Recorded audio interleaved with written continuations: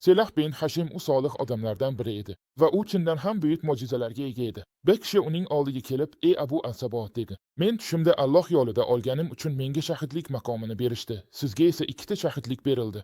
Selahning tushni qanday ta'birlaganiga qarang. U unga, "Alloh senga shahidlikni beradi, lekin menga o'g'lim bilan birga shahidlik beriladi" dedi. Qarang, u bu tushni qanchalik go'zal ta'birladi. Darhaqiqat, bu orzu ushaldi, chunki o'sha odam haqiqatan ham Subiston jangida o'g'li bilan birga shahid bo'ldi.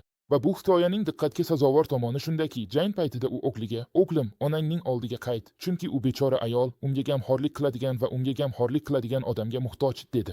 "Agar ikkalamiz ham olsak, onangga kim qaraydi?" O'g'li javob berdi, "Ota, o'zingiz uchun shu yaxshilikni tanlab, meni undan mahrum qila olasizmi? Siz onamning oldiga qaytib borasiz.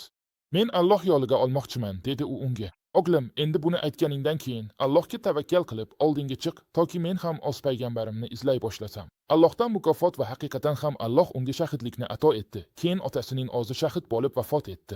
Onaga kelsakchi. Bu xabar unga yetib borib, ko'plab ayollar ta'ziya bildirish uchun kelishganida, u ularning oldida turib, "Agar meni tabriklagani kelgan bo'lsangiz, unda" dedi. "Xush kelibsiz, lekin agar siz boshqa sabab bilan kelgan bo'lsangiz, menga sizga ehtiyojim yo'q va men sizlarning hech biringiz bilan uchrashishni xohlamayman." Darhaqiqat, ular uni tabriklash uchun kelishdi va u juda go'zal hayot kechirdi.